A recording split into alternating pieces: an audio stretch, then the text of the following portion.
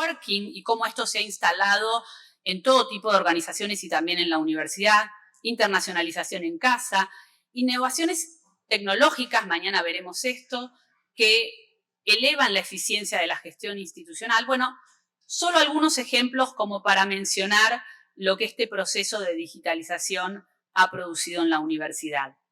Y por supuesto, tenemos que pensar, y ayer también se mencionó mucho esto, ¿qué pasa con nuestros profesores? ¿Cuántos resisten? ¿Cuántos se animan a capacitarse? ¿Qué pasa con los estudiantes nativos digitales, pero no necesariamente educados en el manejo de habilidades digitales para el estudio?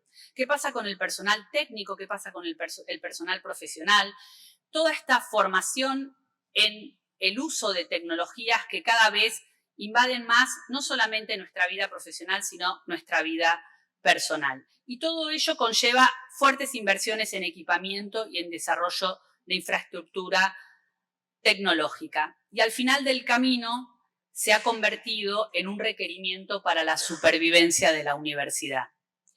A estas exigencias se suman las que hablaremos hoy, que son las de un mercado laboral que está en constante cambio.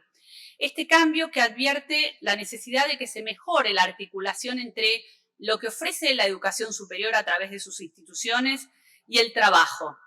Y pensar en flexibilizar trayectos formativos para multiplicidad de perfiles de estudiantes. Hoy sabemos que los profesionales necesitan actualizarse en forma constante y, como decíamos ayer, incluso muchos de ellos necesitan desaprender para volver a aprender. Y este escenario nos advierte sobre la relevancia de fortalecer una educación continua que hoy se expande con el conocido auge de las microcredenciales, que las ofrecen las universidades, en alianza con empresas y que también las ofrecen las empresas. Mañana tendremos toda una sesión que hablaremos de estas temáticas. Algunos conceptos, algunas categorías, como decía ayer, que a mí me gusta incluir para poder conceptualizar. Resiliencia en una región de grandes inequidades sociales, instituciones resilientes. Innovación, porque si no evolucionamos hacia formas renovadas y actualizadas, la sociedad avanza y la universidad cada vez queda más atrás. Digitalización, asociatividad, aprender a trabajar en redes, apalancarnos en capacidades, flexibilidad, aseguramiento de la calidad, pertinencia social de la educación superior. Somos una institución social, nos debemos a la sociedad, empleabilidad, aprendizaje a lo largo de la vida. Son solo algunas de las categorías conceptuales que debatiremos en esta agenda a lo largo de hoy y del día de mañana. Y hoy tenemos el grato honor de contar con la presencia de la doctora Angélica Natera, experta en desarrollo, transformación y promoción de sistemas, instituciones y programas de educación a lo largo del mundo. Con su vasta experiencia nos orientará para reflexionar y discutir acerca de las competencias que hoy deben desarrollar las universidades para innovar, integrarse en redes y gestionar oportunidades en el mercado laboral. Así que sin más, invito a la doctora Natera a subir al escenario y le damos un fuerte aplauso.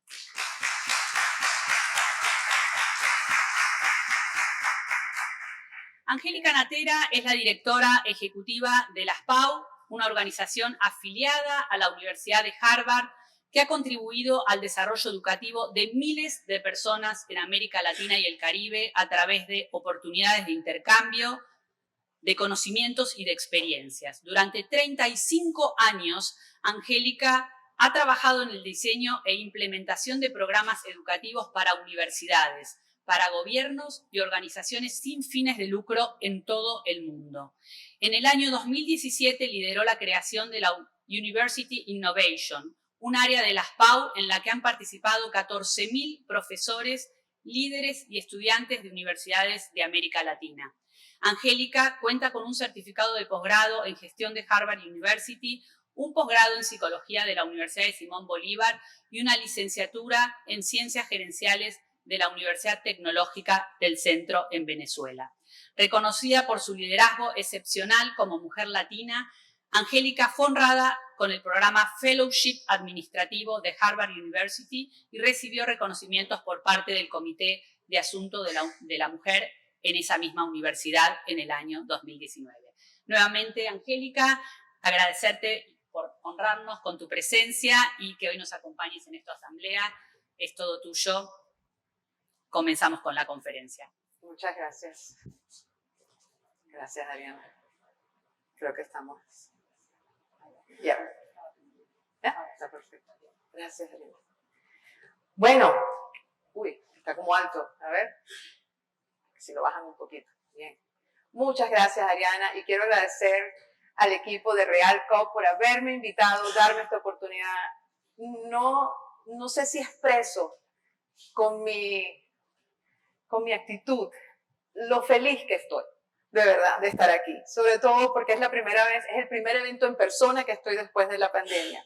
Y estoy viendo muchas caras conocidas a las que le tengo profunda admiración, respeto por el trabajo que hemos construido en estos años. Como bien dijo Ariana, soy la directora ejecutiva del ASPA, una organización afiliada a Harvard, y como parte de mi presentación les contaré un poquito más de lo que hemos aprendido y el legado que la ASPA está dejando. Me han pedido precisamente que hable sobre las competencias institucionales de una universidad para transformar, para innovar y para incorporarse exitosamente dentro del contexto global. En este sentido, yo quisiera dedicar los próximos 50 minutos, y te voy a pedir, Ariana, por favor, me alertes cuando ya me queden unos 10 minutos. Quisiera compartir esta perspectiva desde las lecciones aprendidas en estos 17 años de trabajo, como mencionó Ariana, a través del área de innovación universitaria.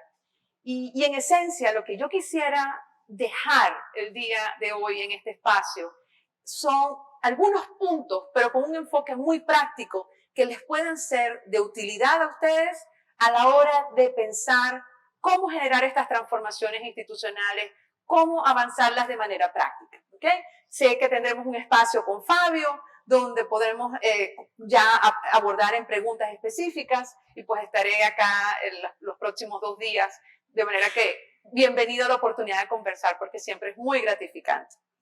Y en este sentido, pues quisiera enfocarnos en las competencias institucionales necesarias para resolver retos globales, innovar, gestionar nuevas oportunidades de mercado laboral. Y se trata al final de crear capacidad, de fortalecer capacidad en las instituciones. Y esta presentación quisiera estructurarla con 3 partes, ¿no? Una, el contexto. El segundo punto tiene que ver con la capacidad institucional, cómo construir esa capacidad. Y el tercer punto son acciones específicas, ilustradas con ejemplos, porque nosotros hemos aprendido en estos años que es sumamente importante inspirarse en aquellos ejemplos que funcionan y aprender de aquellos ejemplos que no necesariamente funcionan. Y empecemos con el contexto. ¿Cuál es el principal legado de una universidad? El profesional que forma. Para eso estamos, para dejar un legado a través de los profesionales que formamos. Y en ese sentido, yo quisiera que tuviéramos esto presente, ¿no? Porque se trata de ese estudiante que va a estar con nosotros en la universidad, y me voy a poner yo como parte de la gestión que ustedes hacen, pero es precisamente dedicarnos a pensar en la experiencia de ese estudiante y a generar un ambiente estimulante, donde el estudiante pueda brindar lo mejor de sí y podamos formarlo para que sea un estudiante, un profesional competitivo globalmente. Entonces, ese legado tengámoslo presente. ¿Okay? El segundo elemento del contexto, y Ariana bien lo decía, es el mercado laboral alterado y los retos complejos que estamos viviendo.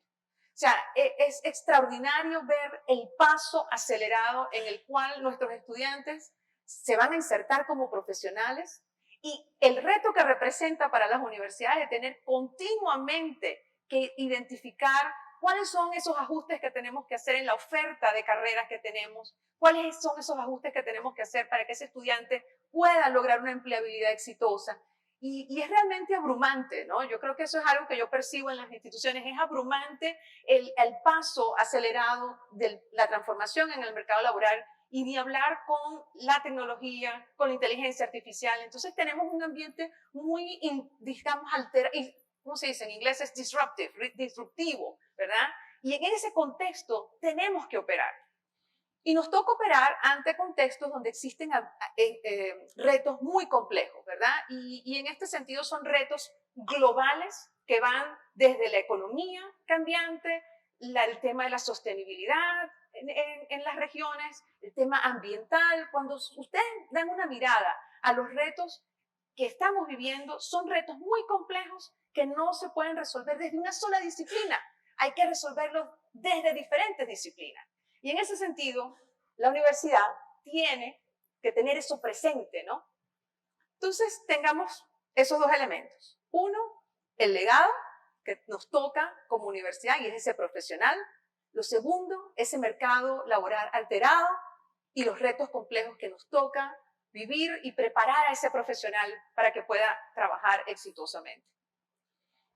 Y yo quisiera, por un momento, darle un doble clic a un tema y entiendo pues que todos ustedes son líderes, representan a las instituciones desde un punto de vista pues del liderazgo que ejercen y seguramente están familiarizados con la taxonomía de Bloom, pero probablemente a ustedes no les toca trabajar con la taxonomía de Bloom, ¿verdad? Pero sus docentes es probablemente el pan de cada día tener que tener presente la taxonomía de Bloom a la hora de diseñar los cursos.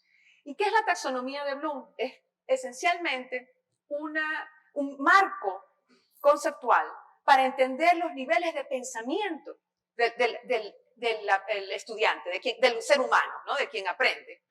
Y estas son las diferentes categorías, ¿verdad?, de la taxonomía de Bloom. Podemos hablar en más detalle luego de este tema porque es un tema fascinante, pero sus profesores muy probablemente están teniendo este marco como referencia a la hora de diseñar sus cursos. ¿Y por qué quiero hacer un doble clic en este tema?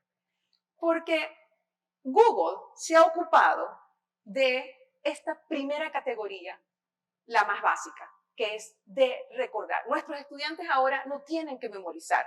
Lo pueden conseguir perfectamente en Google, en Internet. O sea, Google afectó esa primera categoría, la categoría base, ¿verdad?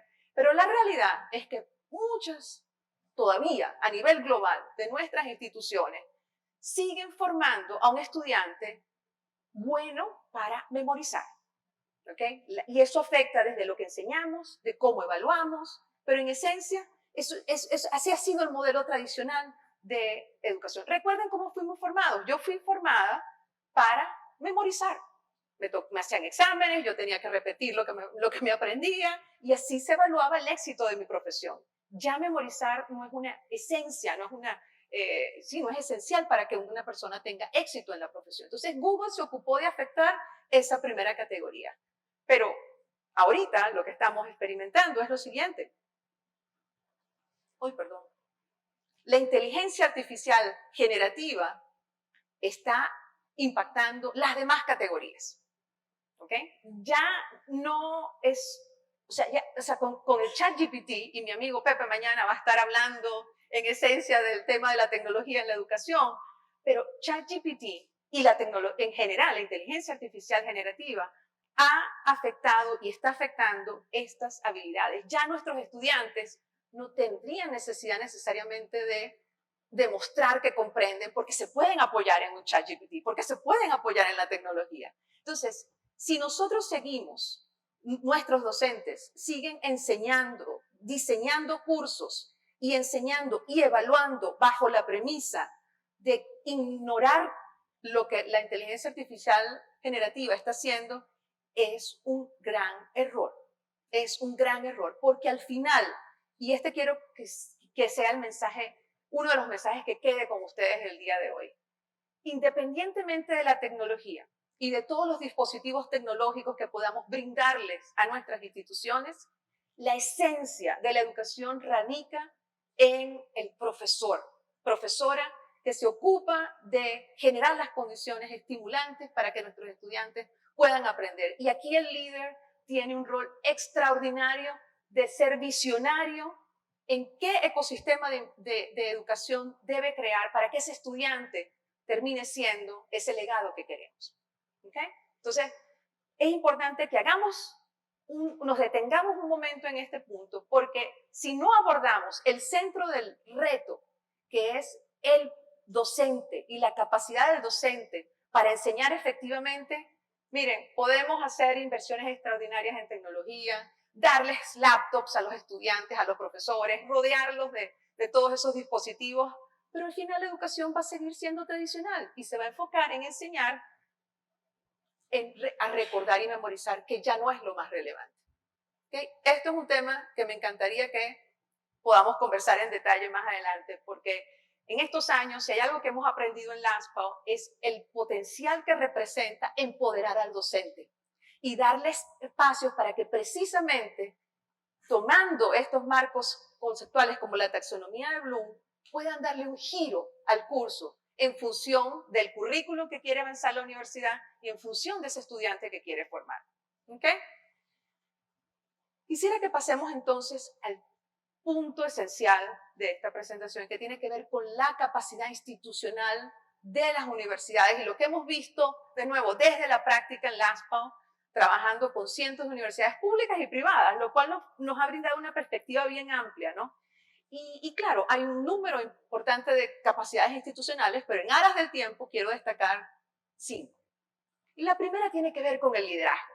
Y cuando Ariana y Fabio me plantearon la posibilidad de estar aquí con ustedes, eso fue de los temas que más me entusiasmó de poder estar con ustedes hoy. Porque lo que hemos aprendido es que el liderazgo en la institución universitaria, a la hora de promover un cambio, no necesariamente puede operar imponiendo el cambio y dando directrices y empujando el cambio de arriba hacia abajo.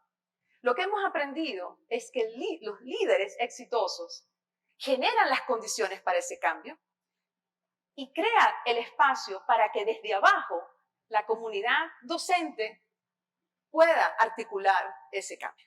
¿Me siguen?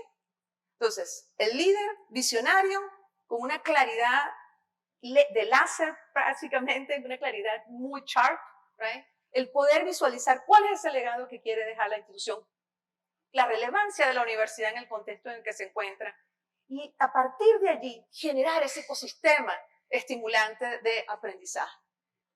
Pero de nuevo, no imponiendo, sino generando las condiciones propicias para que el equipo de docentes pueda empujar el cambio.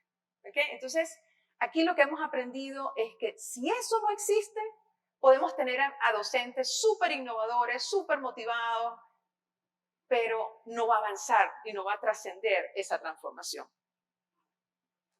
Lo segundo que vemos en términos de capacidad es tener un modelo flexible de educación flexible y relevante. ¿Y a qué me refiero?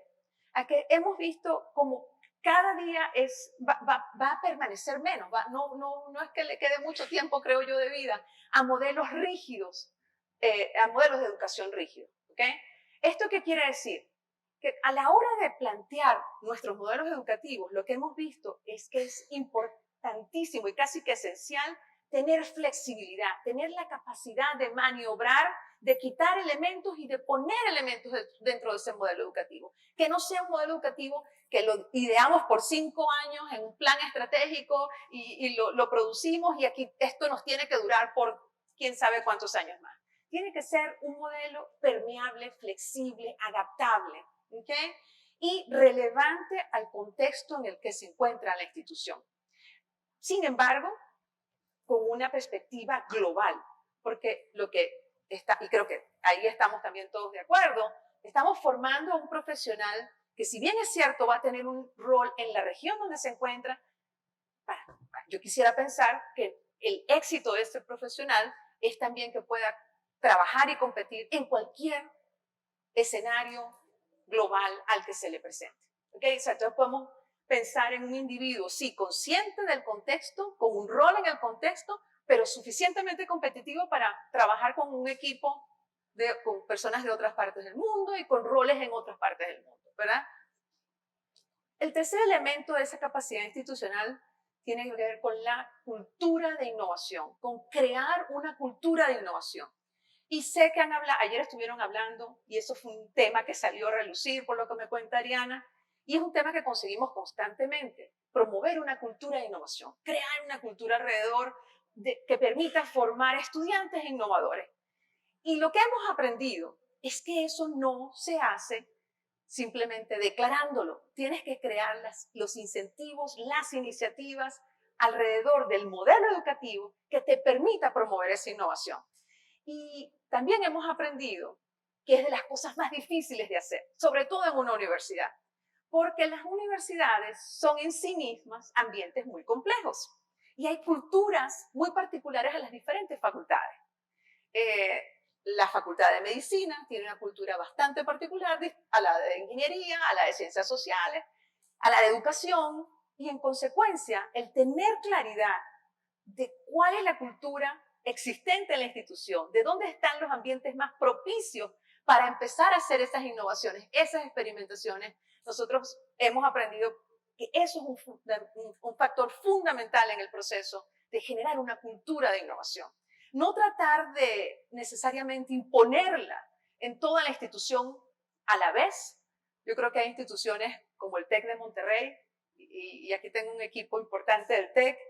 Yo admiro mucho al TEC porque ustedes han sido capaces de empujar una cultura muy rápidamente, pero ustedes surgieron desde el empresariado, con una visión mucho de emprendimiento, de ser relevante al contexto socioeconómico, pero esa no es la fórmula que uno ve en la mayoría de las instituciones. La mayoría de las instituciones son instituciones que han sido creadas, digamos, atendiendo a un propósito muy en particular, ¿verdad?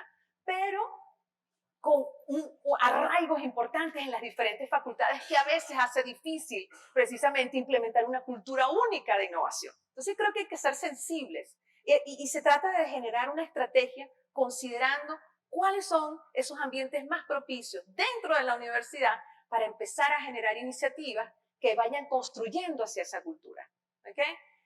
De nuevo, esto es un tema que encantada lo conversamos en más detalle porque es un tema complejo, porque de las cosas más difíciles de tocar es precisamente una cultura, ¿no? Entonces, ¿cómo crear una cultura de innovación? Eso lo vamos a ver en los próximos minutos, pero esa hemos visto que es una de las capacidades institucionales fundamentales a la hora de pensar en una institución que se transforma.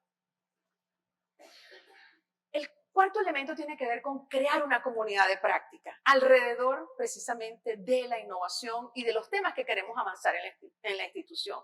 ¿Y a qué se refiere esto? A ver, ustedes tienen equipos de docentes que tienen una tarea de enseñar, de investigar, pero la realidad que nosotros hemos visto desde el ASPAO es que en las instituciones uno de los temas de los que menos se habla es de pedagogía. Uno de los temas que menos se habla es de cómo resolver los retos, los problemas que están enfrentando los estudiantes. Se habla de políticas, de acciones que esté tomando la universidad, pero sentarse a hablar de pedagogía en espacios estructurados, sistemáticos, no es de lo que más hemos visto en común. Y al final, reconozcamos, o sea, yo tengo que admitirlo, o sea, mi esposo es docente y no es de las profesiones mejores pagadas, ¿sí o no? O sea, es de las que más trabaja y no necesariamente de las más pagadas. Lo que nosotros hemos, cierto, ¿no? Y se ríen, es verdad. Y lo que nosotros hemos aprendido es que hay una pasión, o sea, en general, una pasión. El docente enseña porque le gusta enseñar. Hay sus excepciones, ¿eh? Hay unos porque, bueno, como dice uno en Venezuela, matar un tigrito. Hay unos que lo hacen como de lado para ganar un dinero, pero no necesariamente están, digamos, apasionados por la educación. Pero en esencia, la mayoría de los docentes con los que yo he tenido oportunidad de trabajar están atraídos por el deseo de enseñar efectivamente, ¿no? Con esto, ¿qué quiero decir?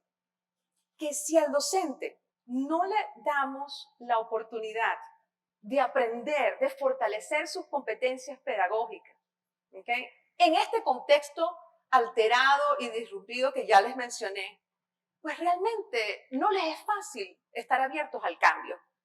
Y no están abiertos al cambio, no porque no quieran, sino porque no saben cómo hacerlo.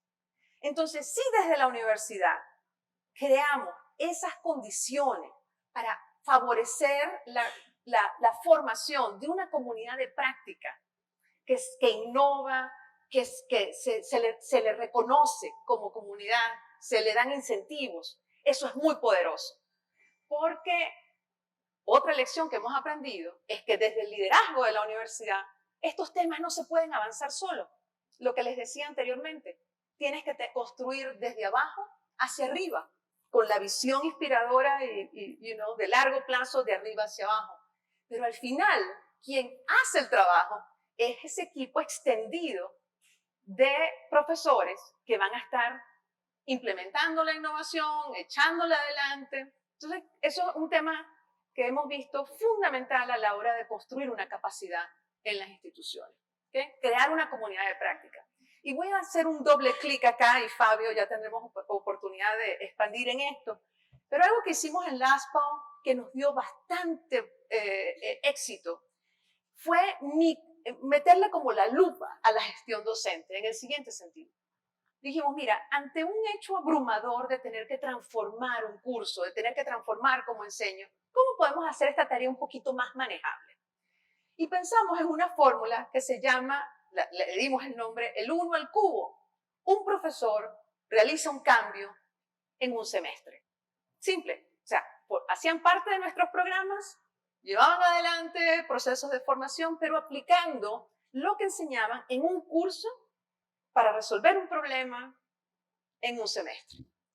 ¿Qué pasa? Que cuando tienes 100 profesores bajo esa perspectiva, no estás solamente formando 100 profesores, estás apuntando a generar 100 innovaciones, 100 acciones que de alguna manera contribuyan a fortalecer el curso que estén enseñando. ¿Okay? Y así fuimos construyendo progresivamente y fuimos llegando a cientos y miles de profesores con ese enfoque bien, digamos, microscópico. Pero de nuevo, esto fue una estrategia para de alguna manera hacer menos sobrecogedora la tarea de tener que transformar y de repensar la manera de cómo se enseña y lo que se enseña y cómo se evalúa. Y el tercer elemento dentro de esta capacidad institucional es la inteligencia artificial generativa, la tecnología en general, tecnología en educación. ¿Y por qué? Porque yo creo que uno ahorita, bueno, quizás, no sé, pero yo creo que ahorita es sumamente emocionante estar en el mundo de la educación en general, porque tenemos tantas herramientas que nos permitirían, si las aprovechamos bien, cerrar la brecha socioeconómica que existen entre nuestros estudiantes, abrir más oportunidades. Yo creo que estamos en un ambiente fascinante, pero también abrumador de abundancia de tecnología, y sé que mañana hay varias sesiones y un panel en particular sobre tecnología. Yo quisiera pensar, y me encantaría proponer la idea de que a partir de este encuentro se puedan generar espacios de experimentación con la tecnología que van a ver, ¿okay? Donde el docente pueda palpar, tocar de cerca la tecnología, experimentar, recolectar data y luego decidir, bueno, con cuál me quedo, cuál adopto y con qué propósito. Pero entonces vemos cómo, en esencia, la tecnología y la inteligencia artificial generativa, al verlo como un eje transversal en la institución, puede tocar. O sea, y esto sé que hay muchos ejemplos con éxito y Pepe mañana nos va a contar más, pero puede tocar, pero fantásticamente, desde la esencia que es fortalecer la gestión pedagógica hasta recolectar datos que nos permitan prevenir la deserción, reducir la tasa de retos que experimenten nuestros estudiantes. Entonces, el ver la tecnología no solamente como un aditivo de destrezas digitales, como un elemento complementario, pero sino como un tema transversal en toda la institución, vemos que eso puede catapultar muchos de estos cambios que nos han llevado pasito a pasito mucho tiempo en lograr. ¿Okay? Y el tercer elemento de este espacio, quiero centrarlo en las acciones. Bueno, muy bien, ya les he contado las competencias, el contexto, pero ¿cómo arrancamos? ¿Cómo podemos empezar? Y tendremos ocasión con Fabio de hablar más de STEM Brasil, que es una iniciativa que junto con Fabio y líderes de instituciones de educación superior en Brasil empezamos en el año 2014, 9 años ya, Fabio. Y allí yo quisiera pues que tengamos el espacio de entender qué pasó ahí, qué pasó, cómo lo logramos, cómo lo hicimos, para que ustedes puedan salir con algunas herramientas, digamos, ideas para emprender sus propias acciones. La primera acción, y las voy a centrar en tres, porque al final no quiero también sobrecargarlos de información, pero la primera tiene que ver con benchmarking, ver quién lo está haciendo bien, quién lo está haciendo mejor que uno. Miren, una cosa que yo admiro de MIT es la humildad de salir a mirar quién lo está haciendo mejor que ellos. Eso es admirable, porque ellos no tendrían por qué estar repensándose y viendo, ¿no? Entonces, es esa habilidad y esa humildad de decir, ya va, déjame ver quién lo está haciendo bien, en qué, y también quién no lo hizo bien y cuáles fueron los errores que cometieron para no tener que volver a pasar por esos errores. Entonces, el benchmarking como concepto es una acción que nos puede generar muchos resultados. Y este benchmarking va desde ver modelos flexibles de educación, modelos interdisciplinarios, gestiones de universidades que incorporan la tecnología educativa. Y esto lo podemos lograr por estancias cortas de visitas, visitas presenciales y digitales. Porque, ¿por qué no pensar en un espacio donde uno le da una mirada a lo que está pasando en la red X de esta red, o lo que está pasando en Singapur, o lo que está pasando en Chile? ¿Quién sabe? O sea, lo que quiero decir es que hay mecanismos para hacer esto donde no hay una inversión extraordinaria de recursos. Pero aquí lo importante es atar lo que hemos aprendido es atar el benchmarking a un plan. ¿Ok? Porque yo recuerdo, aquí hay gente de Chile. ¿Quiénes están de Chile? Bueno, yo quiero mucho a Chile. Claro, Chile. Juan Pablo, yo quiero mucho a Chile. Una de las cosas que usted recordará fue el MESESUB. Y la inversión que hizo el Banco Mundial, el gobierno de Chile en ese momento con MESESUB, yo pienso que es uno de los factores que ha marcado que Chile sea un país con mucha innovación en educación superior, en enseñanza en educación superior. Pero ¿cómo empezó el MESESUB? Porque yo estuve muy de cerca de ese proyecto desde su inicio con Ricardo Reich. Primero había chilenos por todo el mundo, mano. En Alemania, en Estados Unidos, en Francia, en México, visitando, viendo, pero no estaba atado un plan. La segunda ola de MESESUB, porque hubieron varias olas, la segunda ola de MESESUB empezaron a atar esas visitas a un plan. Y la tercera ola, que me pareció fantástica, fue atarle un plan, pero con un mínimo de 5 años, de un número de años, creo que eran 5. Entonces ya no era simplemente ir a visitar y el gobierno financiaba esto, el gobierno otorgaba cupos por universidades y de hecho muchos de los programas que hicimos en LASPAO en el año 2009, 2010 fue con financiamiento del gobierno chileno a través del MESESUB con apoyo del Banco Mundial. Y esto tuvo un efecto semilla, es un semillero de innovación. Pero lo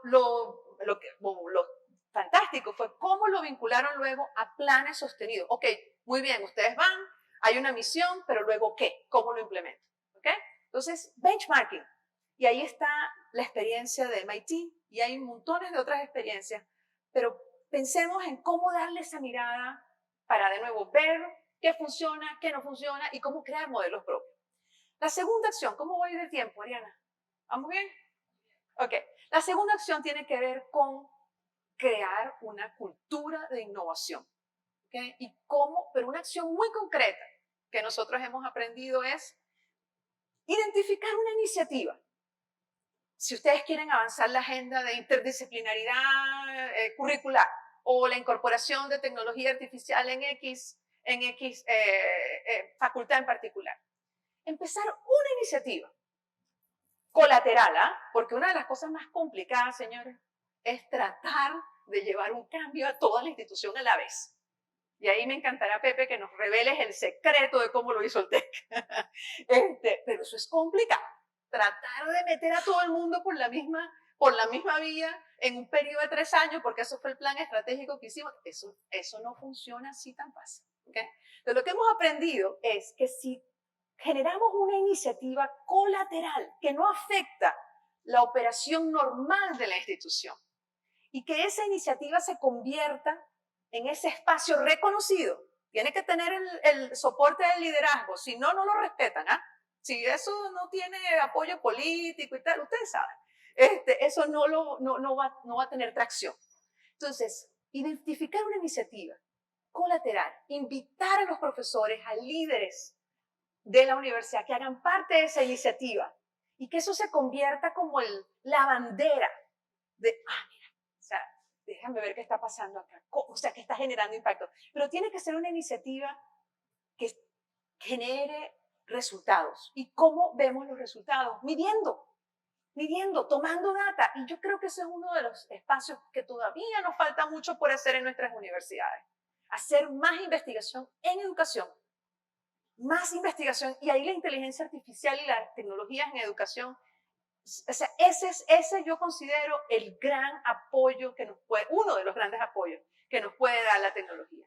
¿Okay? ¿Cómo recolecto data para entender si mis estudiantes verdaderamente están aprendiendo efectivamente y cómo recolecto data que me informe cómo estoy avanzando en lo que yo determiné con la taxonomía de Bloom alrededor de mis objetivos de aprendizaje?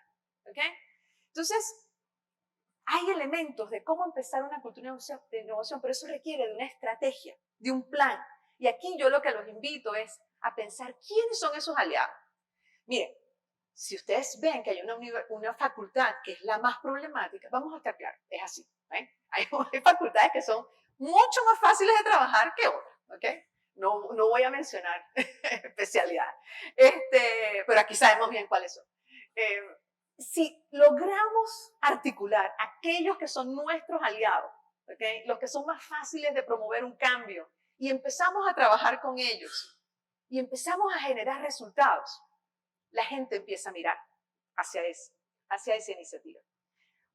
El director del Derek Box Center en Harvard, que fue director por mucho tiempo, Jim Wilson, durante los 70 y casi a los 80, y Jim, una vez hablando de estos temas, Jim me dice, mira, Angélica, los cambios en las instituciones en educación son como una curva Bell de estas, ¿cómo se dice? La curva esta normal, ¿right? Okay. ¿Cómo que se dice? La curva normal, ajá. Perdonen que eso viví en Estados Unidos, ¿sabes? Ajá, entonces la curva normal. Ustedes tienen la curva normal, la pican en 3, ¿ok? En una esquinita están los que dicen, yo no voy. Yo llevo 20 años enseñando, yo no me voy a meter en esto, otros que lo hagan. Señores, les recomiendo, no peleen con esa esquinita, déjenlos tranquilos, ¿ok? No intenten cambiarlo, déjenlos tranquilos. En la otra esquinita tiene aquellos que dicen, yo lo intento. ¿Qué es lo que, o sea, me encanta? ¿Qué hago? ¿Cómo lo hago? Yo estoy contigo. Y en el medio están la mayoría, los que están mirando a un lado o a otro. ¿Eh? ¿Cuál es la estrategia que hemos visto que hace sentido? Crear algo lo suficientemente estimulante. De nuevo, recordemos la pasión innata de ese docente. Reconocer algo que sea lo suficientemente estimulante, relevante en la agenda de la universidad y que empiece a atraer la atención hacia allá. ¿Okay? Y a los de la esquina que no quieren, déjenlos tranquilos. Bastante limitada tenemos la energía y ellos al final caerán por su propio peso. ¿Okay? Caerán por su propio peso, lo digo para bien, espero. Entonces, generar una cultura de innovación requiere de una estrategia muy clara, con resultados medibles, pero también con acciones muy prácticas. Porque si, miren, yo adoro mi región, o sea, yo soy venezolana de origen, y he tenido la fortuna por 20 años de trabajar con países de toda Latinoamérica y el Caribe, con excepción de 4, incluyendo el mío propio, por razones obvias. Y si hay algo que yo he visto que tengo que admitir me genera incomodidad. Oye, vale, es que se nos va la vida en pensar el plan, en diseñarlo, en estructurarlo, en lo perfecto, y cuando lo vamos a implementar, cambia el rector. Y volvemos otra vez. Y sin pensar los cambios de gobierno y las regulaciones y Entonces, mi invitación es a intentarlo, Sí, pues, el tema de la regulación es otro tema aparte, porque ahí nuestras naciones quieren innovar, pero ahí tenemos una camisa de fuerza con las regulaciones que no es fácil de maniobrar, y eso lo reconozco. Y la tercera acción que conduce a crear estas capacidades tiene que ver con experimentar, con crear espacios y darle al profesor, profesora, licencia para experimentar. O sea, no es fácil para un docente experimentar. Oye, seamos claros, nuestros estudiantes no es que son los más misericordiosos, ¿no? O sea, si un profesor malo o un profesor intenta experimentar y el estudiante no lo percibe bien, la evaluación va para abajo, el estudiante protesta, o sea, entonces hay que generar estructuras también seguras, ¿no? Que le den ese espacio al docente para intentarlo, recolectar data, y vuelvo al punto de recolectar data, la importancia de ver a la educación con un enfoque de research and development, investigación con la rigurosidad de la investigación, pero para informar nuevos desarrollos. Ahí hay un espacio enorme y que vemos absolutamente necesario para entender cómo mejorar la experiencia de ese estudiante. Entonces, generar esos espacios para probar y dar el apoyo suficiente para que si hay un error que se cometa, ese error sea parte del proceso de aprendizaje, no sea un mecanismo de penalizar al docente porque no salió bien. Entonces, ahí tenemos, por supuesto, que pensar muy cuidadosamente cómo generar esas estructuras, pero dar espacios para experimentar. Y ahora quiero pasar a algunos ejemplos y modelos e iniciativas. Gracias. Y a izquierda, ¿verdad? Tienen 4 ejemplos que quise traer por múltiples razones. Voy a empezar con el TEC de Monterrey, porque eso es de lo que voy a hablar menos, porque Pepe va a hablar mañana de la experiencia con el TEC, pero yo siempre les digo a mis amigos del TEC que yo soy una cheerleader del TEC. Sí. ¿Y por qué? Porque el TEC ha tenido la valentía y la humildad de, a pesar de ser una institución bien posicionada, de repensarse y transformarse dramáticamente, y dramáticamente en el buen sentido, ¿okay? Alrededor de lo que realmente es el legado que quieren dejar y del problema que les toca resolver. Y de los ejemplos más recientes que a mí me encanta, y como dice en inglés, I look forward mañana de ver de parte de Pepe lo que nos va a presentar, es el modelo del TEC 21. ¿Okay? Porque básicamente es un modelo basado en retos, donde nuestros estudiantes ahora aprenden basados en resolver problemas.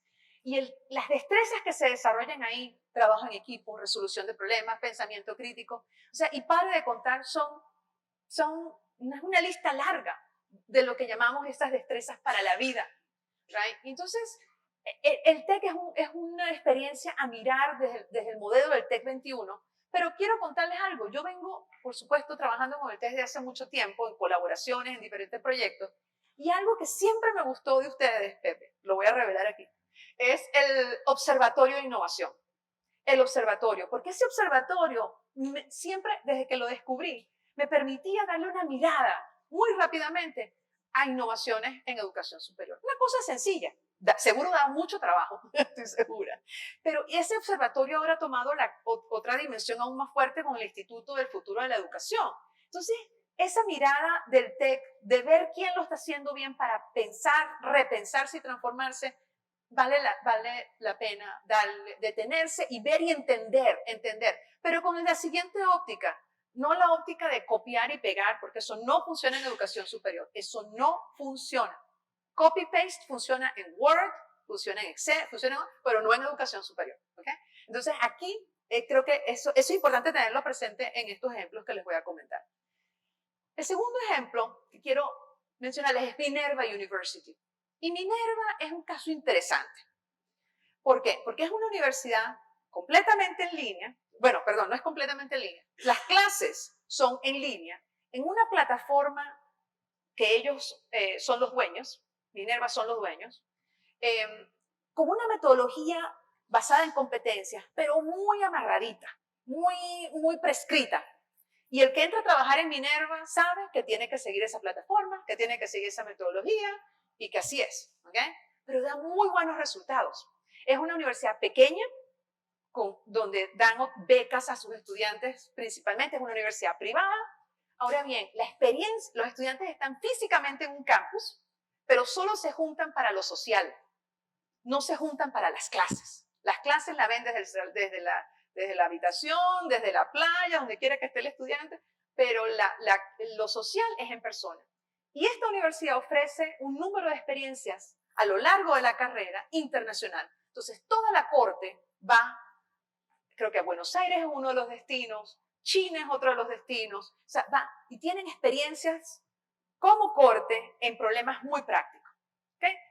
Eso es un ejemplo de algo muy contenido, muy estructurado, pero que de nuevo está respondiendo a una relevancia que la institución está deseando tener. El otro ejemplo es Olin College. Y bueno, y Olin también yo lo tengo muy cerca al corazón porque yo conocí a Olin cuando no eran famosos. Olin College es una universidad de ingeniería que ha llegado a ser incluso catalogada como la mejor universidad de ingeniería por encima de MIT. ¿Okay? Pero Olin es reciente, 20 y algo de años, es una universidad privada pequeña, pero lo fantástico de Olin es que el modelo, fíjense lo que hicieron ellos. O sea, tradicionalmente uno está acostumbrado a que las materias bases, los cursos bases, los ven los primeros años, ¿cierto? Los fundamentos teóricos, todo este tema, ¿sabes? Bueno, la base de la carrera. Y lo práctico lo dejamos para el final, ¿verdad? Y entonces, ¿qué tenemos a nuestros estudiantes? Estudiantes de ingeniería, que son hacedores. Ay, la teoría, ¿y cuándo voy a hacer? ¿Y cuándo voy a hacer? Después de 3 años de que ese estudiante empiece a experimentar.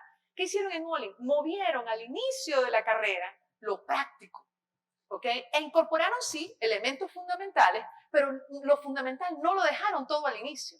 ¿Y qué hicieron? Lo integraron muy estrechamente con emprendimiento. Y de hecho, Olin está físicamente al lado de Babson College. Y hay muchos cursos que se enseñan interdisciplinarios, ¿ok? Entre Olin y Babson, de nuevo, con la visión de crear un ingeniero con una perspectiva de resolver problemas, de emprender, de generar, digamos, beneficios a nivel socioeconómico. ¿Right?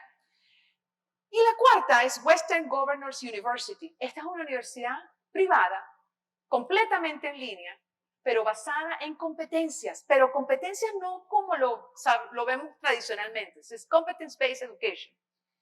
Y básicamente el estudiante progresa no por horas crédito, sino por competencias que demuestra que sabe hacer probado a través de evaluaciones. Hay que darle una mirada a eso, porque el estudiante no progresa en función de los semestres que cumple necesariamente. El estudiante progresa en función de que avanza por sí mismo en el semestre, pero en función de demostrar cuáles son los contenidos que domina y lo que es capaz de hacer. O sea, es sumamente flexible, es completamente en línea y es a una escala, esa escala, que yo creo que ese es uno de los retos que tenemos en nuestros países en América Latina, de llegarle a una escala a un costo muy razonable para el estudiante. Las segundas los dos ejemplos que están en amarillo son iniciativas en Harvard, de las cuales he estado muy cerca, pero la primera, que es el Harvard Initiative for Learning and Teaching, es una iniciativa, o sea, imagínense Harvard, 300 y pico de años, súper rígida, promover innovación ahí, señores, eso es un tema serio, depende de la facultad. Y la presidenta Drew Faust, que fue presidenta ya en 2 periodos, decía, yo quiero tener un Harvard global. Y quería también empezar a darle un peso más elevado a la enseñanza y que la investigación no fuese lo más importante. Y así empieza el Harvard Initiative for Learning and Teaching, con el deseo de generar un espacio donde profesores de todas las facultades pudieran juntarse a hablar de pedagogía, pero también hacer investigación en pedagogía. ¿Y qué hicieron al inicio? Y todavía lo mantienen. Empezaron a dar fondos, como fondos de apoyo financiero, concursos, abrieron concursos para que los docentes empezaran a tener financiamiento para hacer investigación en educación y privilegiando cursos donde hubiesen profesores de diferentes facultades para el tema interdisciplinario. Entonces esa es una iniciativa que vale la pena darle una mirada. Y la segunda tiene que ver, es una iniciativa de la Escuela de Ingeniería y Ciencias Aplicadas, se llama LINC, es Learning Incubator, el incubador del aprendizaje. Y esa iniciativa, básicamente el elemento que la distingue, en mi opinión, tiene que ver con haber generado un espacio para que los profesores se atrevan a innovar, pero que además dándole el recurso para innovar. Es decir, abrieron un fellowship, ¿okay?, donde los profesores que tengan interés en transformar su curso pueden aplicar con una serie de compromisos, con una propuesta, y si lo ganan, tienen un año sin enseñar. Un año dedicado solo a innovar completamente el curso, recolectar data y empezar a demostrar que lo que hizo tiene sentido. ¿Ah? Claro, eso es un modelo costoso, eso no es un modelo tan económico, pero se le puede dar la vuelta.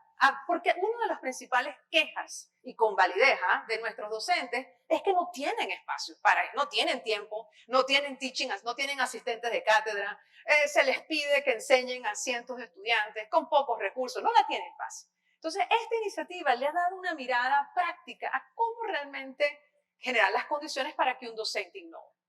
Y las últimas dos, y Fabio tendremos ocasión de hablar, es STEM Brasil y STEM Costa Rica. Estas son iniciativas que empezamos en la ASPAO y que básicamente juntan a universidades. En el caso de STEM, creo que ahorita son 60 y algo de universidades, pero empezamos con menos de 10. Y esta iniciativa lo que busca es juntar universidades alrededor de resolver problemas prácticos en innovación en enseñanza y aprendizaje. ¿Okay? Y prácticos en STEM. Y en el caso de Brasil le agregamos las H por las humanidades. En el caso de Costa Rica, son 20 y algo de universidades con apoyo de la Secretaría del SINAES, ¿verdad? ¿Hay gente de Costa Rica acá? ¿Hay gente de Costa Rica? No, no hay. Ven. Entonces, en SINAES, con el apoyo de Costa Rica, STEM con el apoyo de SINAES, pero con la participación de universidades públicas y privadas, alrededor también de resolver problemas en STEM. ¿Okay? Y en esta iniciativa en particular, y no voy a hablar tanto de STEM Brasil porque con Fabio tendremos ocasión de hablar más, pero en particular con Costa Rica, una de las iniciativas tiene que ver con generar mecanismos para hacer investigación en educación. ¿Okay? Desde las diferentes disciplinas, ingeniería, ciencias de la vida, ciencias sociales, pero haciendo investigación en educación. Y quiero dejar plantada la visión que tenemos desde el ASPO y la importancia y la oportunidad que representa la inteligencia artificial generativa. Yo sé, es una amenaza. Mire, yo tengo que confesarles algo. Mi asistente dejó de trabajar con nosotros el 30 de junio. Bueno, el 1 de julio empecé yo activamente a utilizar ChatGPT. ChatGPT se convirtió en mi asistente. O sea, ya está. Entonces yo le contaba a mi equipo y me decían, ¿y quién te ayudó? Yo digo, Charito. Me dice, Charito. Yes, ChatGPT, you know. Charito GPT me ayudó, me hizo la reserva, me redactó, me corrigió la carta en inglés. Fantástico. Y la pobre Esther, mi asistente, se reía. Decía, bueno, tenía yo que buscarle una alternativa. Entonces, de verdad que el tema de la inteligencia artificial no, si bien es cierto, es una amenaza y puede lucir como una amenaza, representa una gran oportunidad. Y no lo tenemos claro. Si aquí alguien me dice, yo lo tengo absolutamente claro, Angélica, yo sé cómo hacerlo, o sea, yo necesito cenar con usted esta noche y tener una conversación y tener espacio para entender cómo es eso, porque yo creo que todavía nadie lo tiene completamente claro. Y es un reto y es una oportunidad a la vez. Entonces yo lo que quisiera dejar plantada también la semilla es de por qué no pensar en una iniciativa dentro de esta red donde podamos darle una mirada a las innovaciones que sus universidades están haciendo en inteligencia artificial y hacer un espacio dedicado a eso, pero a ver la innovación, porque uno de los temas que vemos más ausentes todavía en general en el mundo es espacios para convertir innovación con data y resultados medibles. O sea, yo creo que eso es un tema que nos queda todavía mucho por hacer. Entonces, yo quisiera invitarlos a que veamos a la tecnología y a la inteligencia artificial generativa como esto, como una herramienta donde nos puede ahorrar enormes recursos, ¿ok? Que podemos redireccionar para temas que nos importen más o que tengan mayor prioridad, ¿ok? of course, lógico, lo vemos como un gasto. Oye, ya vienen a venderme esta tecnología y ahora la plataforma y tal. Es abrumador, ¿vale? O sea, yo tengo que confesarles que a mí me abruma.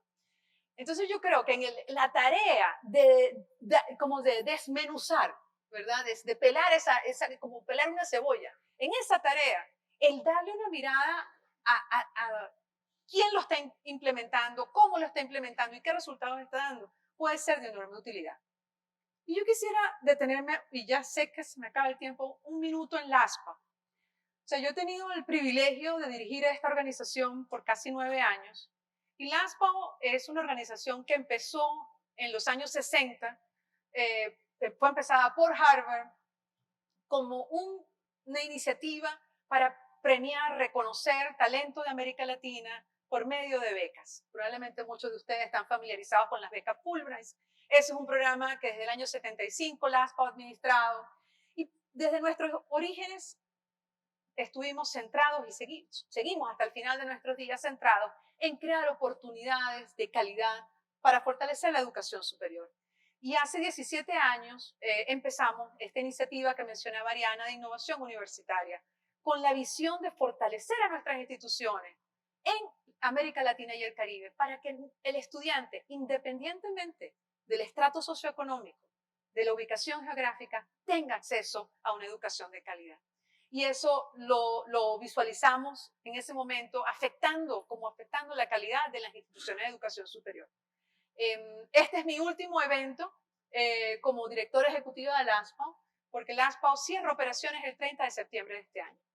Y esta es una noticia pues, que fue anunciada a inicios del año.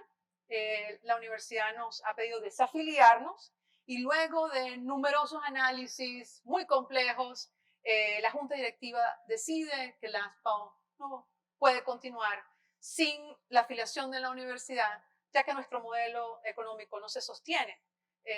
Y en ese sentido, pues alguien en el verano me preguntaba, Angélica, ¿y qué pregunta quedó por resolver en LASPA? ¿Qué te queda por hacer? Y yo me dejo pensando porque reflexioné y dije, ¿sabes qué? Una gran pregunta que queda todavía por resolver es cómo apalancar a nuestras universidades con la inteligencia artificial, con la tecnología, para dar ese salto, para hacer lo que no podíamos hacer antes y para realmente cerrar las brechas socioeconómicas que ha sido siempre parte central de nuestra misión. Entonces, yo quisiera agradecerles a todos aquellos que han trabajado conmigo de cerca, con nuestro equipo, agradecerles la confianza, la oportunidad y yo quisiera invitarlos a pensar en la gran responsabilidad que tenemos y que cada uno de ustedes tiene. Cuando un estudiante decide ir a una familia, decide invertir en la educación de un estudiante, es pensando que va a poder avanzar, va a tener una mejor vida, que va a haber mejores oportunidades. Entonces yo quisiera invitarlos a pensar que pues tenemos la responsabilidad de educar a los líderes del futuro y no a los seguidores del pasado. Ese yo creo que es el gran legado que les deja LASPA y al que los quiero invitar también. Muchas gracias, Ariana.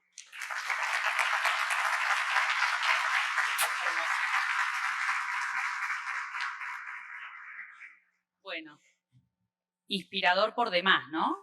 Y tomamos el desafío, creo que, bueno, RealCup, Angélica, no estuviste ayer, pero estamos cerrando una etapa fundacional de 8 años y ahora vienen elecciones reales en RealCup, después de haber empezado 3 asociaciones, ahora somos 12, y hay más de 900 instituciones de educación superior en RealCup.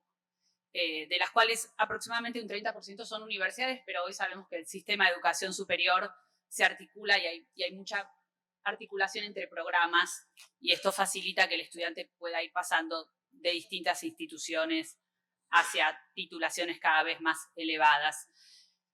En este sentido, yo creo que RealCup, uno de los desafíos que hablábamos ayer con el presidente, es esta idea de que RealCup comience a producir más conocimiento. Y creo que todo este tema de inteligencia artificial generativa es un signo de pregunta.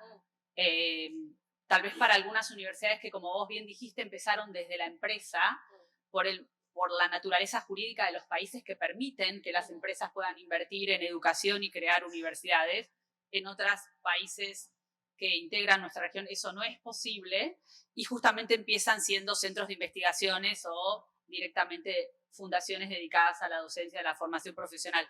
Pero entonces hoy la oportunidad de la alianza industria-universidad nos habilita a empezar a pensar en modelos mucho más ágiles, ¿no?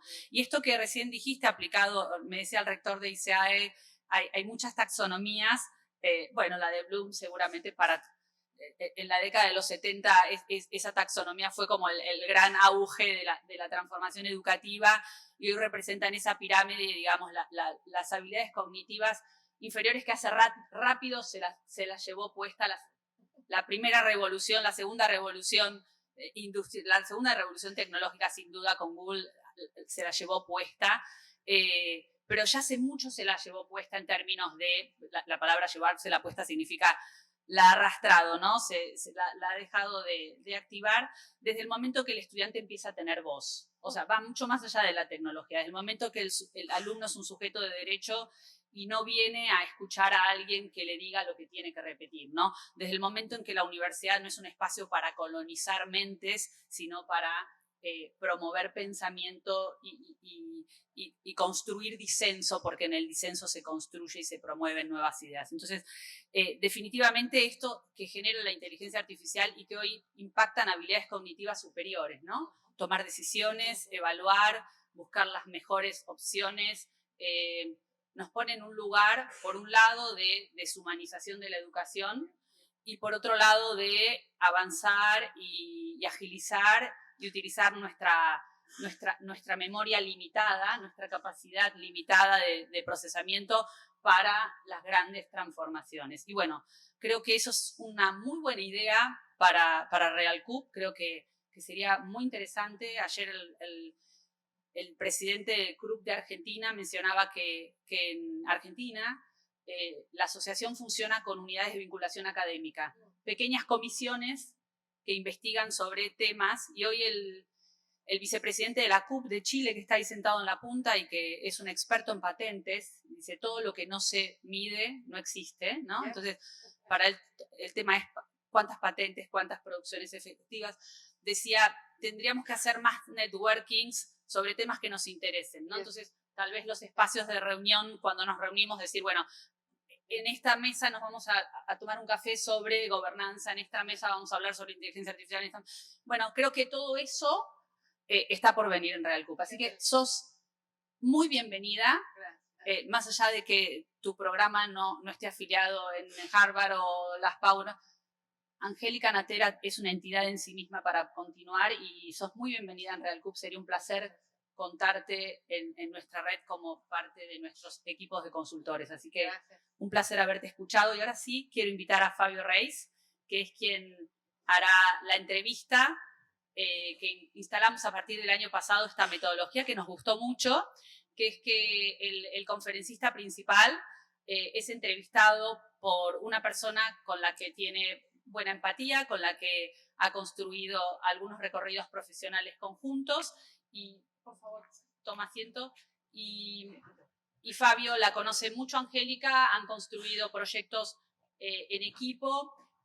Fabio es un pilar en RealCube.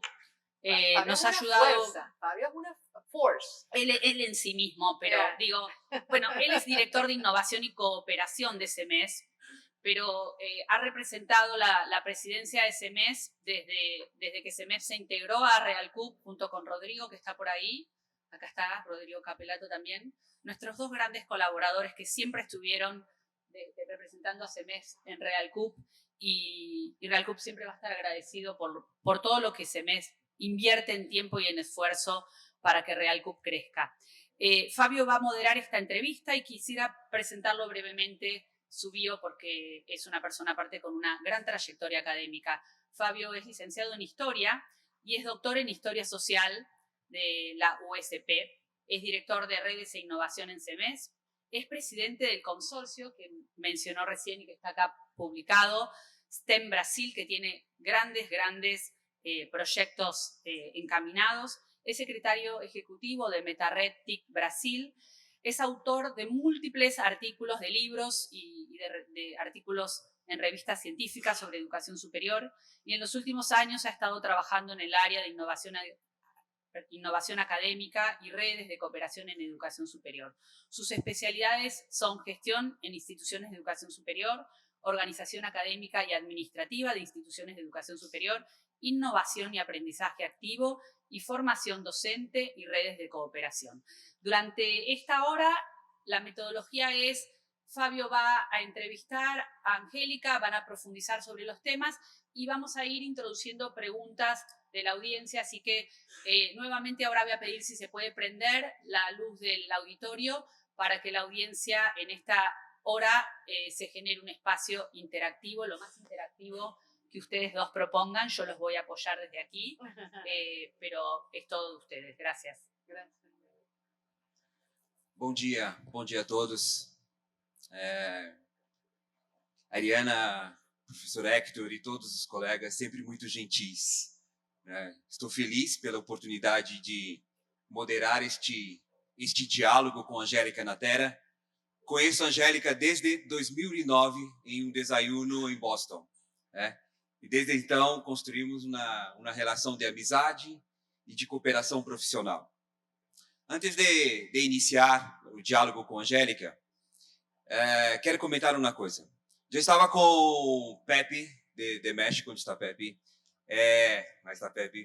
em uma reunião de Unesco em Puebla, México, em martes e miércoles, lunes, martes e miércoles, não? E esta reunião foi para preparar a próxima conferência da Unesco, a CRES, +5, que acontecerá em Brasil entre 13 a 15 de março do próximo ano. 13 a 15 de março do próximo ano. Então, eu quero invitar todos os presidentes e os reitores para que participem dos encontros de preparação da LATEC, da CRES. Na minha percepção, a participação em Puebla das universidades privadas foi muito pouca.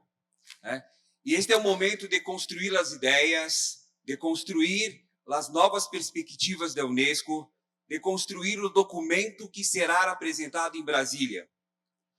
Teremos mais 2 encontros presenciais, nos dias 21 e 22, em Assunção, Paraguai, na Universidade Nacional.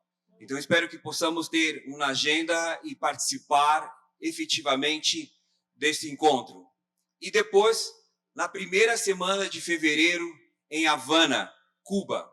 Estava lá o vice-ministro da Educação de Cuba. Estas reuniões estão organizadas em 12 grupos de trabalho.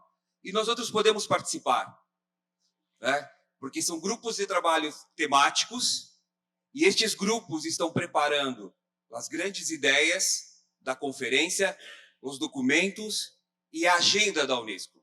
E também dos governos. Estavam em Puebla muitos representantes de governos da América Latina e Caribe. Então, espero que possamos participar ativamente desta discussão com a Unesco e apresentar a importância da educação superior privada em América Latina e Caribe. Há mais ou menos 12, 14 anos, eu participo de diferentes missões internacionais. E este ano, com o apoio do CEMESP, com a organização do CEMESP, visitamos Holanda e Bélgica. Todo ano vamos a um país. Já fomos a Chile, já fomos a Colômbia, já visitamos México. Todo ano vamos a um país. E é muito claro que algumas características comuns em las universidades mais inovadoras. São universidades com identidade diferentes, com propostas diferentes, porém reúnem características e semelhança em alguns aspectos muito relevantes. Primeiro, uma liderança comprometida com a inovação, uma liderança comprometida com o câmbio. Isto ouvimos de Angélica. Sempre há uma liderança com uma equipe muito qualificada. Isso eu vejo em todos os lugares do mundo, em uma universidade inovadora, numa universidade disposta a fazer câmbio. Número 2, o modelo acadêmico. Qual a perspectiva do currículo? É flexível? Desafia os estudantes? Pode ser por problemas, pode ser por retos, mas está desafiando o estudante na prática, a um aprendizado teórico e prático. O currículo traz perspectivas de tecnologia. Ouvimos sobre inteligência artificial. Outra característica, uma mirada muito estratégica sobre os estudantes, sobre o sucesso dos estudantes, sobre a trajetória do estudante, desde o momento em que ele começa a entrar em contato, escreve para a universidade, até o momento em que está egressado. Há universidades que estão acompanhando com indicadores, com integração de equipes, toda a trajetória, toda a jornada dos estudantes. E tratando da qualidade de vida, da sua satisfação, do sucesso não só profissional, mas pessoal. Né? Há muita preocupação sobre... Estou preocupado que, às vezes, nossas universidades estão desconectadas entre o que pensam os líderes e o que pensam os jovens. E esta desconexão irá afastar os jovens. Não, eu não vou mais nesta universidade, porque já não me encanta. Não? Outra característica que a Angélica também comentou, os professores. Para mim, quando em todas as viagens, em todas as visitas, as melhores universidades possuem centros, grupos de formação de professores, núcleos de formação de professores, que criam um efeito multiplicador em toda a instituição. E, por fim, um plano de transformação digital. Às vezes penso que, não sei, Angélica, que as nossas universidades carecem de um plano estratégico sobre transformação digital. Temos usar uma tecnologia, duas tecnologias, não é transformação digital. Transformação digital é um processo acadêmico, administrativo, que traz mais agilidade, mais competitividade e que beneficia o aprendizado dos estudantes. Temos que falar também de transformação digital. E, de alguma forma, né, a Angélica citou este consórcio. Neste momento, nós estamos repensando o nosso nome, porque não somos mais Brasil. Hoje temos Portugal. E queremos também ter universidades latino-americanas. Nascemos em 2014 como um consórcio que foca, que investe em professores. E na liderança. O que fazemos? Temos um calendário anual de formação de professores que é consensuado, que é dialogado entre as 64 instituições. Começamos com 11, num café da manhã, num desayuno em São Paulo com a Angélica. Por que não organiza um consórcio? Por que não trabalha em rede? Esse é um problema. Muitas vezes nós, reitores e líderes, miramos o nosso trabalho. Temos o nosso programa de formação de professores, que é muito bom, com certeza é qualificado. Não tenho dúvida, por outro lado, que se fazemos de forma coletiva, em rede, é muito melhor. Juntos sempre seremos mais fortes. E pensamos com 11, somos 64. E algo interessante, que para o Brasil, e penso que toda a América Latina, reunimos públicas e privadas. E agradeço muito, Angélica, por essa, né, perspectiva de ajudar a pensar o consórcio STEM Brasil, né? E que agora será um consórcio América Latina, do mundo, e todos estão invitados a participar deste movimento latino-americano. Angélica, sobre redes. sobre redes e sobre liderança. Duas perguntas. Né? Quais são as características de um líder inovador? De um líder que cuida do câmbio da cultura, que constrói uma cultura inovadora. Né? Somos uma rede relativamente jovem, Real Cup. Tá? Na sua perspectiva de anos de trajetória na Real Cup, como podemos fortalecer a nossa rede? Então, sobre rede y lideranza. Gracias, Fabio. Y vieron que es una fuerza. Es Forza Brasil.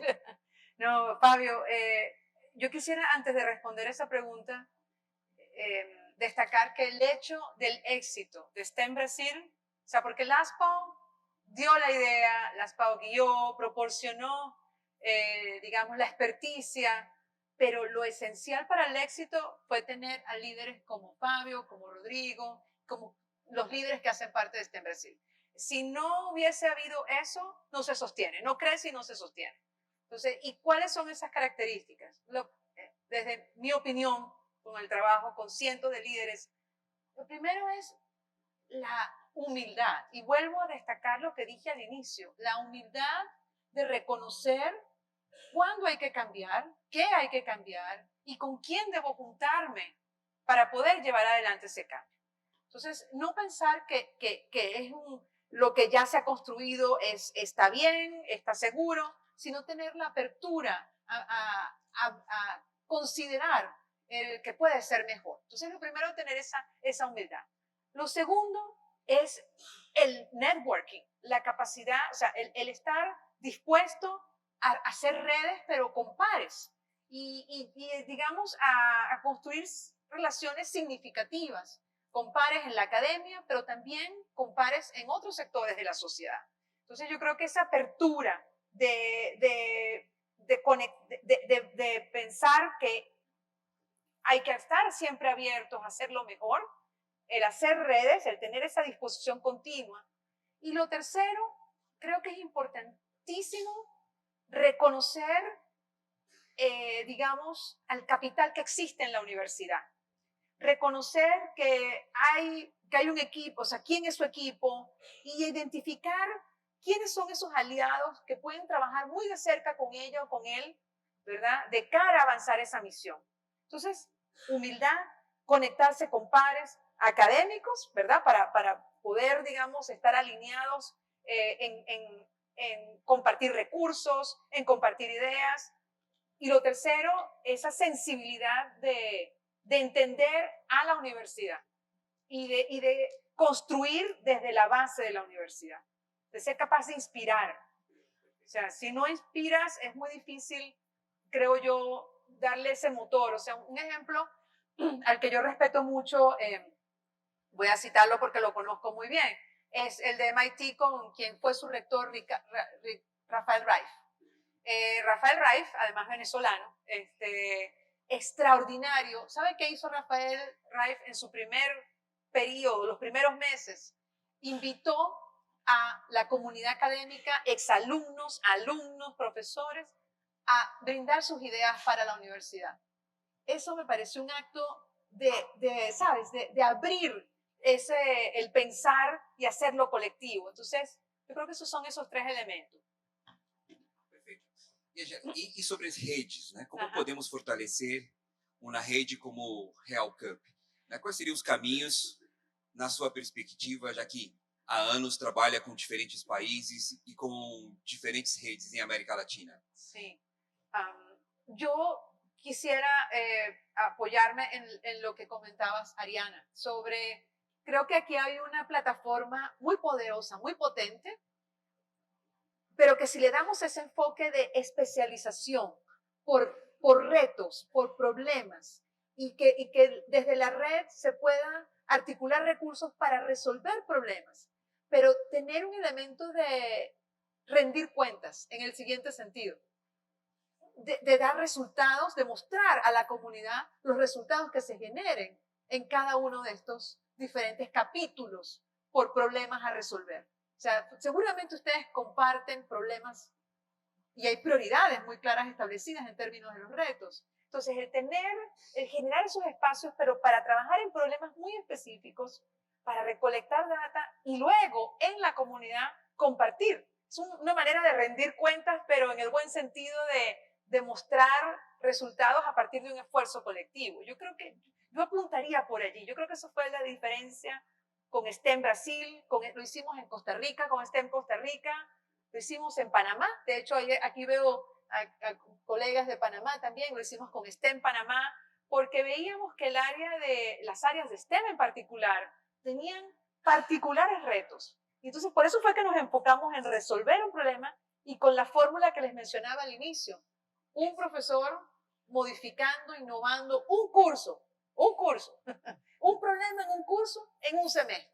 O sea, hacerlo bien contenido de manera que al multiplicar por 100, por miles, es un movimiento de innovación, ¿no? Sim. Nós temos como rede, em rede Real Cup, projeto muito interessante que é o Enlaçar, Sí, ahí va a que comentar. nasce de uma perspectiva, que nasce de um desejo das universidades, que o Enlaçar está conectando diferentes universidades da América Latina, e precisamos impulsionar o Enlaçar. Yo creo que eso, Fabio, vos sabés que la escuché y tal vez, si te parece, abramos este primer tema a que lo quieras profundizar y que la audiencia pueda preguntar. Me parece muy interesante esta idea que la cultura de innovación inicia con una propuesta tal vez colateral, que dijiste que no afecte lo fundamental, lo estratégico de la universidad, que tenga el apoyo del liderazgo y se convierta en la bandera institucional, ¿no? En aquello que al final mida un impacto y evidencie un cambio. Y nosotros hicimos eso. Buscamos algo que todas las universidades desean y que no requería grandes inversiones, que era la internacionalización. Dijimos, todas las universidades están necesitando internacionalizar y necesitan tener confianza que van a buscar un partner que hable o tenga intereses equivalentes y sobre todo una palabra que ayer surgió mucho, que es el tema calidad, ¿no? O sea, ayer se terminó planteando esto, o sea, no abandonemos nunca la calidad, dijo Rodrigo Guerra Botelo, que está por ahí, dijo, no abandonemos nunca la calidad, o sea, siempre sigamos honrando la calidad de la educación. Y definitivamente digo, creo que esto Real Cup lo resguarda, las instituciones solo son aquellas que adhieren a los sistemas de aseguramiento de la calidad. Entonces, esto de idea de una iniciativa colateral me parece interesante y ver también cómo tal vez vos lo quieras ampliar y qué preguntas pueda tener el público sobre esto, ¿no? Porque todos queremos innovar, pero decimos, bueno, ¿cómo se empieza? ¿Desde dónde? O sea, ¿cuánto sale que hay que hacer? Esto que ella plantea, ¿no? De iniciar desde algo colateral, desde algo específico, con algunos 3, 4 proyectos y con metodologías ágiles como un design thinking, uno puede rápidamente instalar una propuesta. Capaz quieras profundizar en esto y la audiencia hacer preguntas sobre este tema. Abramos open the table, como dicen los americanos, y empecemos a discutir sobre este tema, si les parece.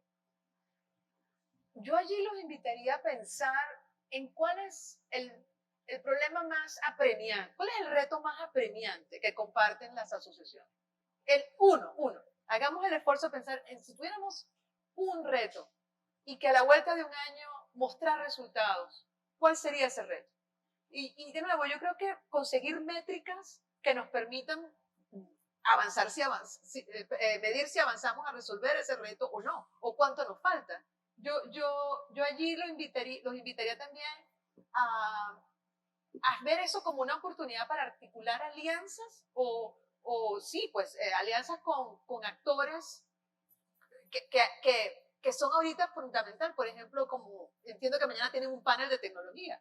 ¿Por qué no pensar que ellos pueden ser unos aliados en este proceso? Y quizás actores del gobierno, de sociedad civil, por ejemplo, el colega de patentes de Chile. O sea, no sé, creo que hay que darle una mirada a enfocarnos, porque yo creo que, a ver, el tiempo apremia, los cambios son muy rápidos y creo que si no nos enfocamos en uno puede ser muy abrumador, por lo menos también para tener una sensación de, oye, tuvimos éxito. O sea, y a partir, nosotros creemos mucho en los pilotos, yo creo que si hay algo, de hecho cuando empezamos con STEM Brasil, lo vimos como un piloto, right? ¿Te Sí. acuerdas? Sim, quando pensamos como 7 privadas e 4 públicas, né? As pessoas comentavam, Fábio, isso é impossível, não? Porque primeiro para reunir públicas e privadas, depois e os recursos, né? E uma das vantagens de consórcio é que buscamos as melhores referências do mundo para a formação de nossos professores, não? E como vão buscar as melhores referências em mundo se não há recursos, não? E pensamos pouco a pouco as 11 universidades a poner dinheiro, poner recursos, né? E nunca fizemos uma propaganda de nosso trabalho. E pouco a pouco várias universidades brasileiras começaram a procurar o consórcio, né? Porque focamos no primeiro pilar, os docentes. Com docentes comprometidos com a inovação, podemos cambiar a universidade. Né? 2, os reitores, os líderes. Começamos a trabalhar com os líderes em visitas, em encontros, em diálogos. Tá? E é muito interessante. Nem todas as 64 universidades estão no mesmo nível de inovação. Todas estão fazendo coisas muito interessantes, mas muito interessantes. E isto podemos demonstrar porque o nível de deserção, de evasão, diminuiu. O nível de qualidade, de acreditação é aumentado. De 3 para 4, de 4 para 5. Então, há vários resultados positivos. E as universidades começaram a procurar o consórcio. E os reitores, que mais ousados, ousadia no sentido de entender a educação superior, porque, às vezes, eu falo desde o Brasil, nós outros falamos muito, cambiamos pouco. Às vezes, não conhecemos o ambiente que estamos. Miramos as coisas desde nossa perspectiva. Isso é um problema. Né? Os reitores, quando miram as coisas desde a perspectiva própria, né? Que é rica, que é muito rica. Pero o mundo cambia y es preciso dialogar. Vamos a escuchar un poco a ustedes, a ver qué cuestiones quieran preguntar. Acá José quiere hacer una primera pregunta, vayan levantando las manos y aprovechemos, Angélica, para, en base a esto, luego te doy a ti la palabra. Lo primero, para indicar cuál sería la prioridad que tú planteabas en la intervención anterior. Acerca más el micrófono. Yo creo que las universidades tienen una primera prioridad, conocer al estudiante. Al estudiante, yes. Eso significa ir al detalle. Si lo podemos conocer, digamos, hoy conocemos el elector, por ejemplo. Quién es, dónde vive, por quién vota, tendencia. Deberíamos conocer el estudiante. Porque es a ello donde va a ir la innovación, etc.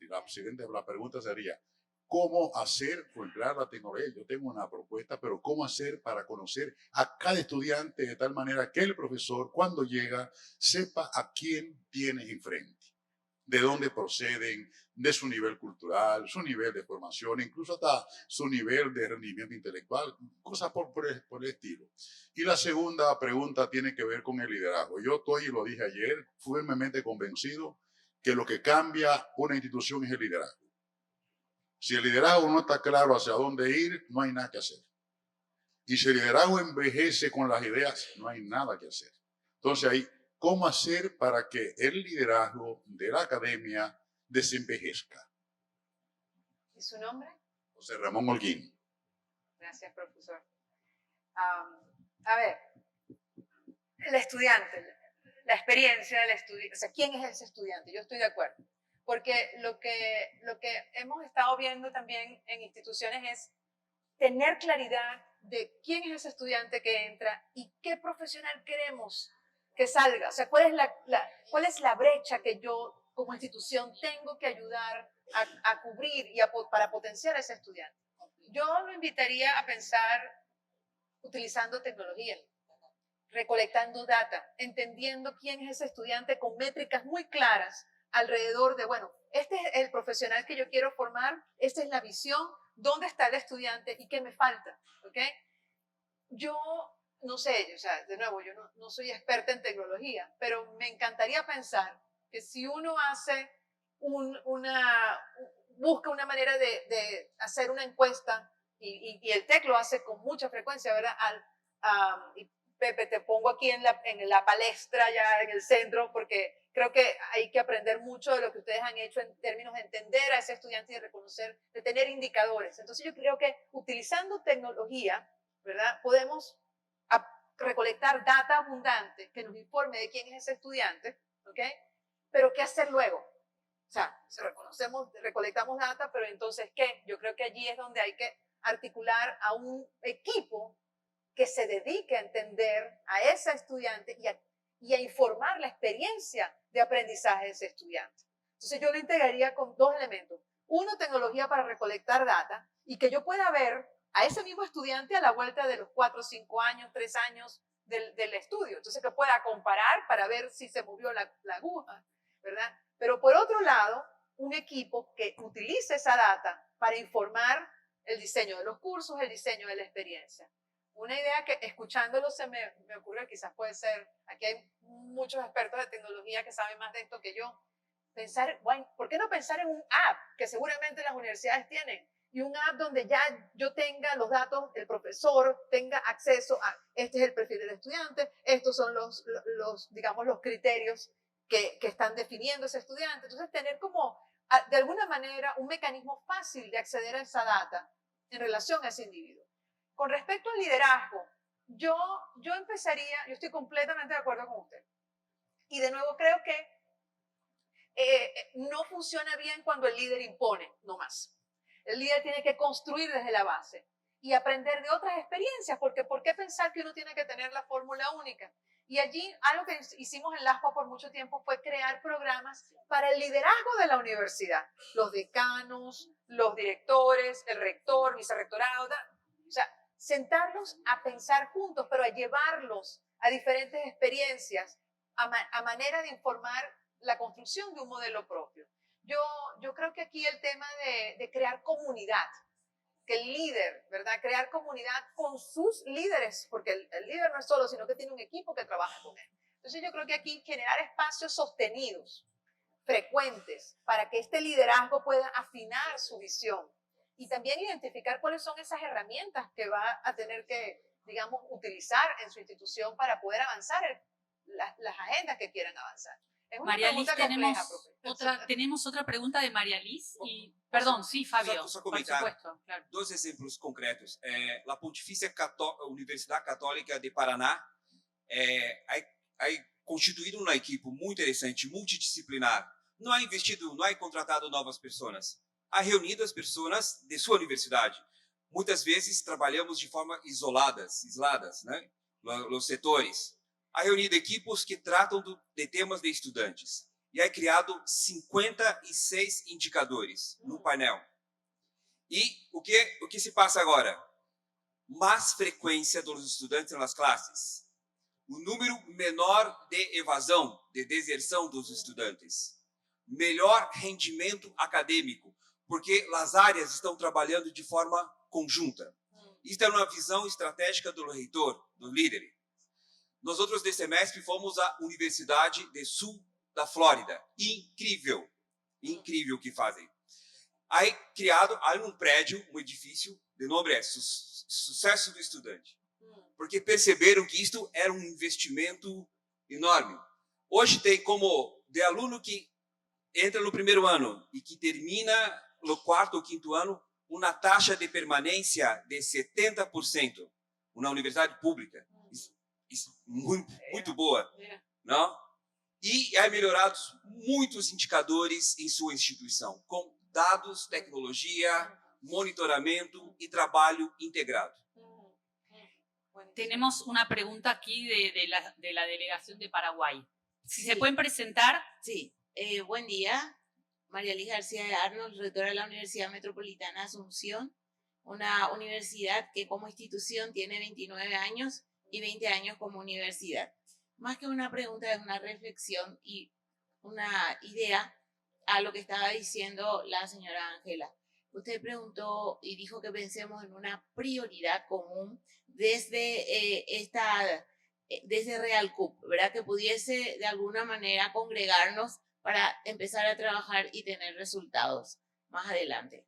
Yo creo, y todos sabemos que tenemos nuestras agencias acreditadoras y tenemos modelos nacionales que tenemos que cumplir. Y tenemos además los desafíos propios de este siglo XXI. Pero algo que estuve escuchando y que sentí como algo propio también nuestro es el tema de la internacionalización. Yo creo que ese es un tema que podría congregar, presentar modelos.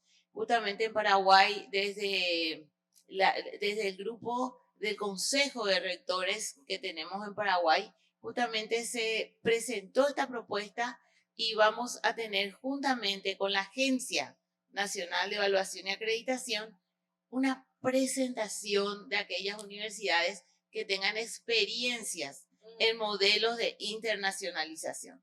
Porque está bien, tenemos que cumplir con eso, pero también tenemos que tener en cuenta la cultura nuestra y los medios financieros con que contamos para poder implementar del 100% o de un 100% por lo menos un 50%. Pero sí, con estos modelos que se están aplicando, por ejemplo en Europa, ¿verdad? Modelos en donde se trabaja conjuntamente a través de líneas o a través del internet.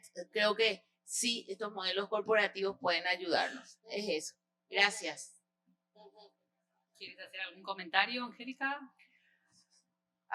Sí, no, me parece fantástica la visión comprensiva. Aquí una inquietud que tengo desde hace varios años es, pues sí, el tema de la internacionalización es importante para el estudiante, para la universidad, el profesor, pero tengo que decir que me entristece, si puedo usar un verbo emocional, me entristece ver cómo el tema del acceso a internacionalización por parte de los estudiantes está atado a una oportunidad, o sea, a una condición socioeconómica.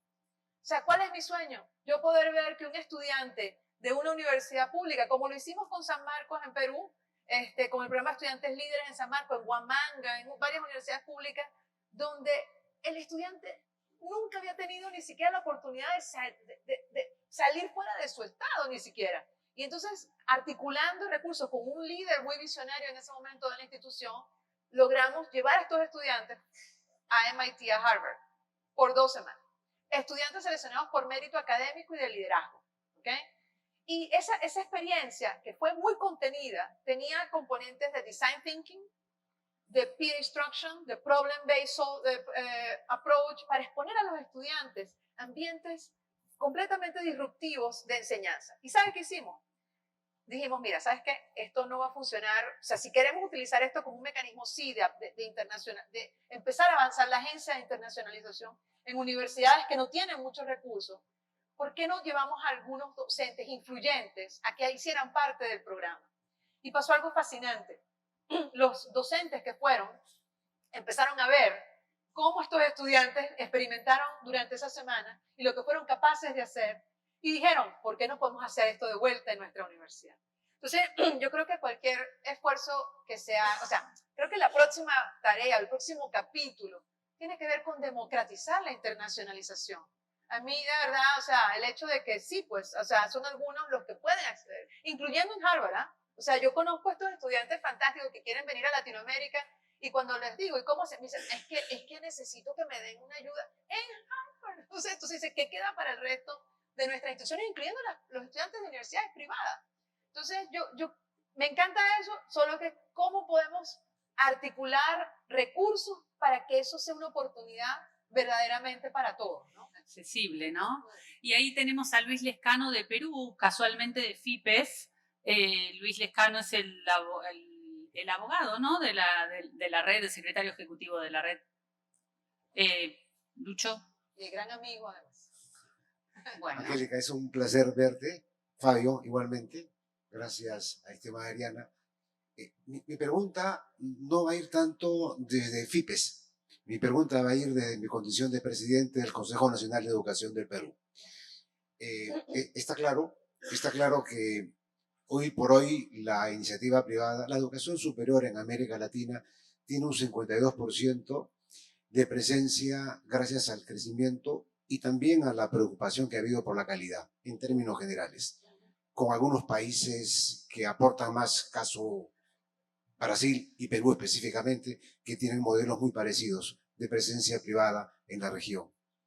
Pareciera que la presentación que has hecho, estupenda al mismo tiempo, pareciera que está dirigida a las universidades privadas. ¿Por qué? Porque esas iniciativas de innovación, de decisión y de liderazgo encuentran serios problemas en la gobernanza para las universidades públicas.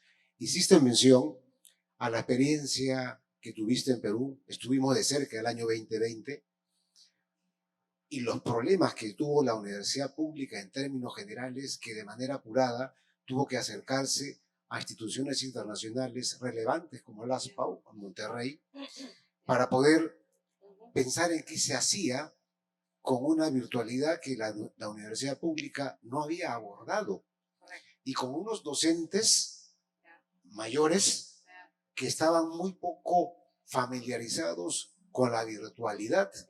Fue todo un problema ello. Esta presentación, ¿cómo la adecuamos para que las universidades públicas también puedan tener esa oportunidad de acceder a sus rectores con un liderazgo y además al mismo tiempo hacer todas esas acciones y características que tú has muy bien explicado? Te ruego que por favor contestes esa pregunta. Sí, gracias, Lucho. El gusto es mutuo. No sabía que ibas a estar aquí, imagínate.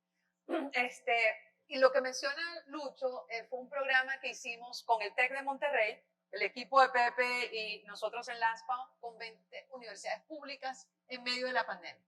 ¿Okay?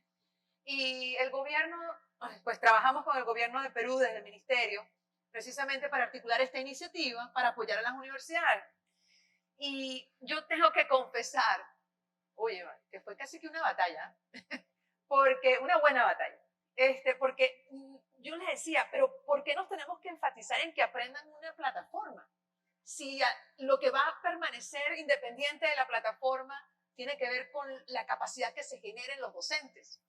Y hicimos casi que lucha libre y al final terminamos haciendo lo que nosotros consideramos que teníamos que hacer basada en las lecciones que hemos aprendido, que era invertir en el docente. Y fue muy gratificante porque vimos cómo es posible, si creas las condiciones adecuadas, afectar la calidad en instituciones con serios retos, como son muchas veces nuestras universidades públicas, ¿verdad? Entonces, esta presentación, si bien es cierto, está enfocada a este público, que es universidades privadas, es perfectamente aplicable con dos, bueno, al menos dos elementos. Uno, oye, el apoyo del gobierno, pero el apoyo del gobierno entendiendo de este tipo de retos y de transformaciones y con una perspectiva más que regulatoria, con una perspectiva de realmente generar ambientes propicios para que las universidades mejoren. Porque en el momento en que tienes a un equipo que se ocupa de medir si implementaste la tecnología bien o no, si qué número de horas invirtió, si la persona entregó la tarea o no, cuando tienes una estructura administrativa en los gobiernos que, digamos, cómo se contiene, que le pone un candado a la innovación, o sea, no. Entonces yo creo que esto, conteniendo un apoyo del gobierno, con un equipo realmente que ayude a generar los recursos necesarios, pero con una estructura de incentivos para que las universidades se monten en este tren, digamos. Yo creo que lo hemos probado, que es viable. Y de hecho el caso con MESESU, yo creo que hay mucho que aprender de lo que hizo en ese momento el gobierno de Chile, de nuevo, con apoyo del Banco Mundial, y Perú tiene mucha inversión del Banco Interamericano, ¿no? Claro, ahí también hay cosas, hay que hacer lobby, en el buen sentido, con las agencias multilaterales como Banco Interamericano, Banco Mundial, you name it, right? Pero yo creo que esto que yo presenté no es tan distinto de poder ser aplicado en universidades públicas, pero hay que tener ciertos ajustes importantes como recursos, ¿no? Yeah. Gracias. Eu queria comentar uma outra perspectiva desde das privadas. Né? Eu estava no encontro da Unesco e está claríssimo, porque como há muitas organizações, há muitos grupos, sindicatos e tudo mais, nós outros temos que reforçar reportes, relatórios, construir indicadores da presença da educação superior privada em América Latina. Né? Pelo menos em Puebla, nos últimos 2 dias, aí visto muito se falar das públicas, muito se falar e que são instituições importantes para todos, né? Pero pouco das privadas. Né? Então, este panorama que vamos apresentar da educação superior privada tem que ser anual. Temos que produzir reportes, relatórios sobre o enlaçar. Temos que produzir relatórios sobre como estamos abordando, estamos enfrentando os temas das ODS. Né? Temos que mostrar de forma coletiva mais e mais o nosso trabalho. Né? E, por fim, antes de... falamos muito de TEC. Né? Nós, de Consórcio STEM Brasil, temos uma cooperação com o TEC e vamos organizar uma visita para reitores, para líderes de alto nível, de 30 de outubro a 3 de novembro, e temos 4 ou 5 cupos, se algum reitor queira participar com nós outros numa imersão, né, de liderança em outubro, final de outubro. Bueno, yo, si les parece, si no hay más preguntas, o no sé si alguien quiere hacer una última pregunta, por supuesto, por favor, adelante, le pueden alcanzar el micrófono. Y ya luego del señor vamos a ir cerrando esta parte. Gracias por la oportunidad. Mi nombre es Oscar León, soy el rector de Quality Leadership University en Panamá, miembro de AUPA. Bienvenidos a todos nuevamente y bienvenida Angélica nuevamente a Panamá y gracias por todas las contribuciones que has hecho a nuestro país y a Latinoamérica en tu rol de directora ejecutiva de las PAU. Y también, como tú lo expresaste, también nos entristece mucho que las PAU cierre sus puertas el 30 de septiembre. Pero me entusiasma ver la posibilidad de que otras universidades líderes puedan tomar la iniciativa y puedan liderar el esfuerzo para mantener lo que se ha logrado y seguir contribuyendo a la formación de profesores en diferentes áreas del saber. Y pienso, por ejemplo, el que tanto universidades americanas como universidades latinoamericanas de prestigio, que tenemos muchas presentes acá, puedan contribuir para que las PAU sigan.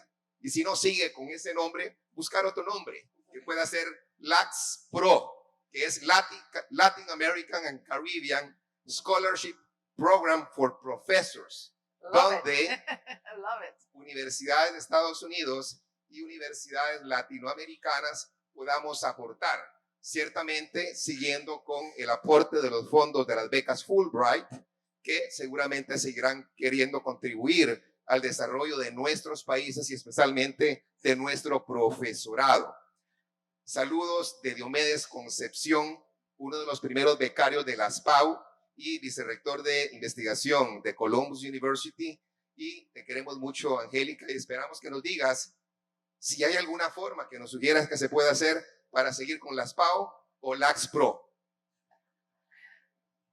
Muchísimas gracias. Sí, sabes que tengo que... No le avisé a Diome, no le avisé a un gentío que venía, porque tanto poco tiempo, le tengo que mandar una notita a Diome de hoy. A ver, es un tema complejo. Yo creo que, pues públicamente puedo decir, pues, que el legado de las PAO continúa, la organización como tal no va a poder, pues, trasladarse a otra versión. Lamentablemente, pero el legado y el equipo que hizo parte, pues queda disponible, ¿no? Yo quisiera pensar que organizaciones como STEM, en este caso Brasil, y ESAL UNESCO, con quien trabajamos muy de cerca, Real CUP, o sea, son organizaciones articuladas que de alguna manera puedan continuar el trabajo y el legado. Me encanta el nombre de LASPO Pro, LASPO, pero pues como organización no lo veo viable porque hay todo un tema de términos, de aspectos legales y contractuales y todo esto, pero sí creo que hay un futuro prominente, digamos, promisorio en términos de lo que se puede hacer. O sea, entonces yo quisiera invitar a organizaciones como la que dirige Fabio, pero también para que se conecten, o sea, porque lo que hacen ustedes es un ejemplo de avanzar la educación en Panamá, también en AUPA, ¿no? Eso es lo que puedo decir por el momento y me encantaría que hablemos. Tengo muchas ideas, ¿no? En los próximos 2 días que estaré seguramente. Aquí. Bueno, a ver, como dijo nuestro presidente, red de redes. RealCup puede constituir un paraguas para que las redes, como esta que dirige Fabio y otras pequeñas redes, puedan nuclearse dentro de esta enorme red que es RealCup y que tenemos el grato honor de hoy estar aquí presentes. Somos la red de instituciones privadas más grandes de toda Latinoamérica. Justamente hoy hablábamos con Holguín, que ARCA también desea firmar un convenio de cooperación con RealCup. Hoy vamos a firmar un convenio de cooperación con RECLA, que está por aquí Jorge Blando, no sé, no lo vi todavía, pero sé que está por aquí. Ahí está Jorge, que también es de TEC de Monterrey, pero además dirige la red latinoamericana de educación continua y vamos a firmar un convenio de cooperación. O sea, ya tenemos también la Asociación de Universidades de Portugal, que está por ahí también el presidente, el secretario ejecutivo, que firmamos el año pasado un convenio. Tenemos este año la suscripción del convenio con IESALC, formalmente, ahora que ya tenemos personería jurídica. Tenemos el convenio para firmar con la OEI, porque ya tenemos personería jurídica. Eran requeridos porque la personería jurídica no había salido, ya está, en 20 días ya la tenemos. Yo creo que RealCup tiene que ser el paraguas de estas redes regionales que se han constituido y convertirnos, como nuestro presidente dijo, la red de redes. Y estás cordialmente invitada a radicar un programa para Latinoamérica, porque creo que RealCup es el mejor paraguas para llegar a toda Latinoamérica. En breve vamos a hacer 14 asociaciones. Costa Rica está ingresando este año a RealCup y ya tenemos...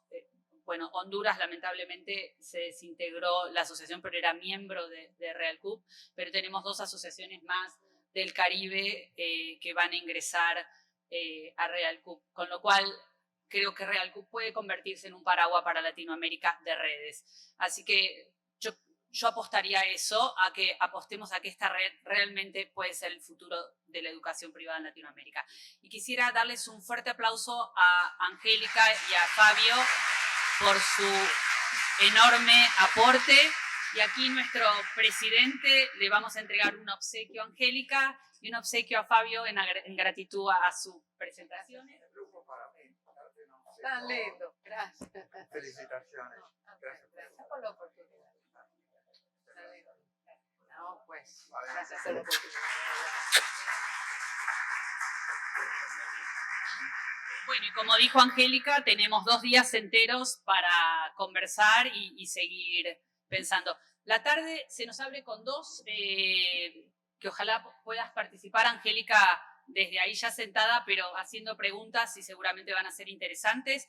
Vamos a tener 2 paneles muy interesantes, uno sobre instituciones resilientes, cómo sobrellevar estos temas de innovación, de retos globales y demás, en instituciones que tal vez están insertas, porque no solo las públicas, Lucho, tienen dificultades. Hay muchas privadas con muchas dificultades presupuestarias que no están pudiendo sobrevivir a la crisis económica que atraviesa nuestra región. Y hoy vamos a ver casos de instituciones resilientes y va a ser muy interesante. Y seguidamente tenemos un panel muy interesante que espero ahí donde está mi amigo Pepe Mata. Si no se me escapó, Pepito Mata, por ahí está ahí tomando un cafecito. Vamos a tener un panel sobre las competencias que requieren las universidades para afrontar esta transformación de la que se habló.